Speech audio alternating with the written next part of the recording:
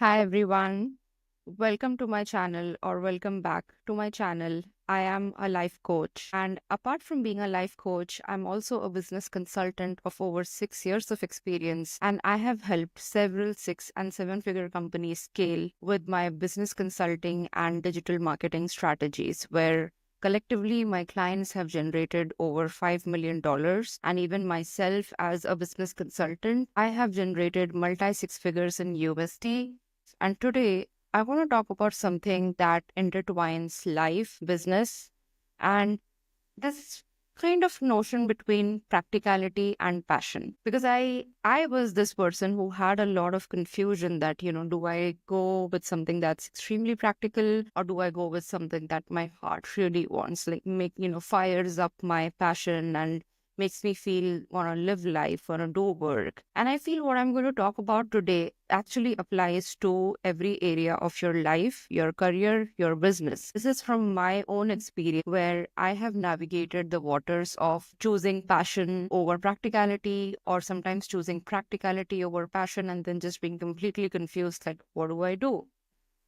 So let's dive in, and I'm going to share some unique perspectives between these two. I hope you enjoy this. Okay, so what I want to talk about is first of all, when we chase passion in business, in life, even in relationships, it's very high dopamine. And I would say it's good, but then it's not sustainable. And this is where balance comes in, where you need some level of practicality too. And by practicality, I don't mean drudgery. I don't mean you do a job or you do something that makes you feel like a failure, makes you want to cry even, makes you drain, or makes you feel like you just don't want to go to that workplace or don't want to meet that person or be in that relationship.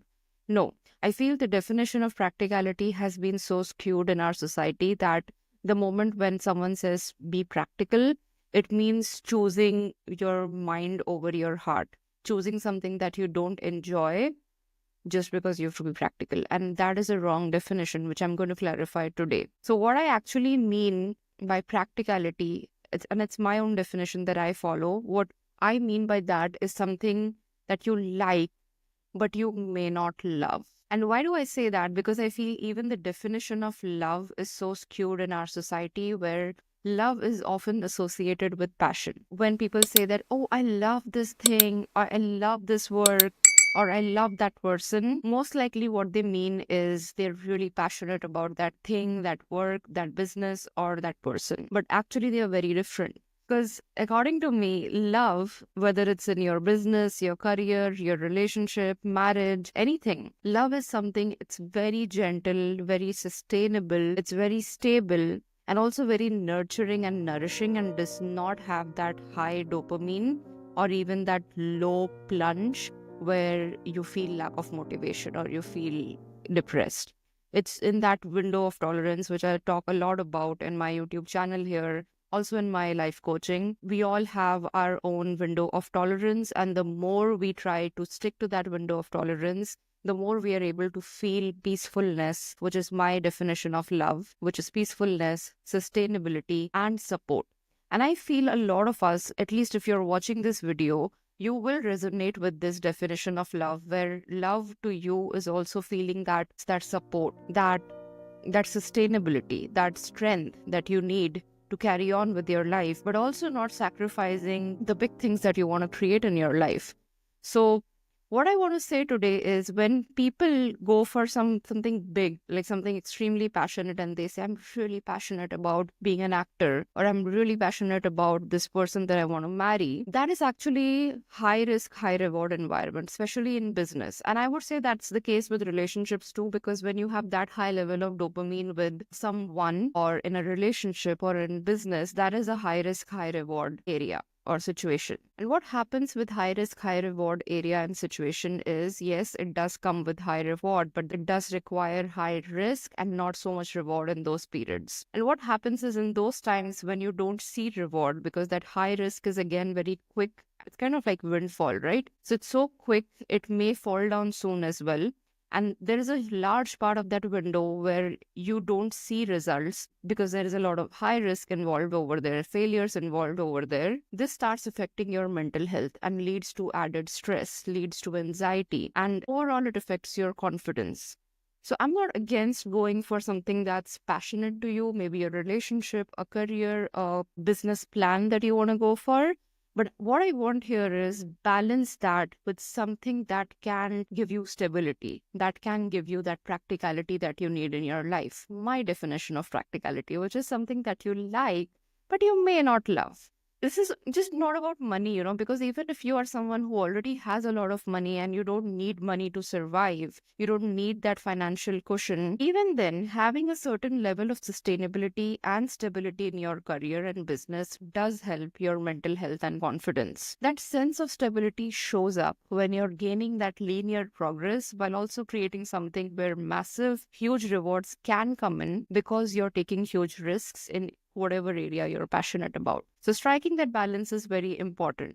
And you know what? I've seen a lot of business owners back then when I was working as a business consultant, even now, but more so in my early years, I would somehow meet a lot of entrepreneurs where they would be so passionate about a business and they would really work hard in that business to grow it to its foundational level. And when it comes to scaling that business, that passion would die out and they would close out the business and exit. But actually, if they had not exited that business and brought in a balance of practicality in it, they could have scaled that business to a unicorn level, 9 figures and 10 figures level. Because I saw as a business consultant, those business models were really good. The product was good, offer was good. They already had a built up audience. And that is why when they sold it to other entrepreneurs who acquired their businesses, they saw that opportunity because the ones who did acquire their business had that balance of practicality which the initial founder lacked. And that's where the initial founder, in my opinion, left money on the table because they probably sold their business at $100,000, but actually the potential of that business was millions. And all because they lost passion, which they had initially. The other scenario that does happen is when you really start with that full gung ho of passion in the beginning, you may lead to burnout too. So either of those two or a mix of those two can happen when you're not balancing your passion with practicality. Either that leads to burnout, which will eventually close out your business untimely, or it will lead to a phase where your passion has died out and you don't see a way how to continue it in a practical sense. And then again, you'll either exit that business incurring a loss or underselling yourself. This is where I really talk about, somewhere where you get to have that balance, and that balance looks different for everyone. For me, I don't say that balance has to be 50-50. That balance for you could look like 60-40 or 65-35. Normally, I say it should not be 70-30. It should be somewhere between 50 to 65. If it's 50-50, then it's fine, but it doesn't have to be like that. It could be 60% practicality, 40% your passion. It could be 65% passion, 35% practicality. Normally, that's the extent that I recommend for that balance. I do not recommend something where you go for 75% passion and 25% practicality. That's a little bit too much. And this is something that I want to also bring up a metaphor in marriage, first of all.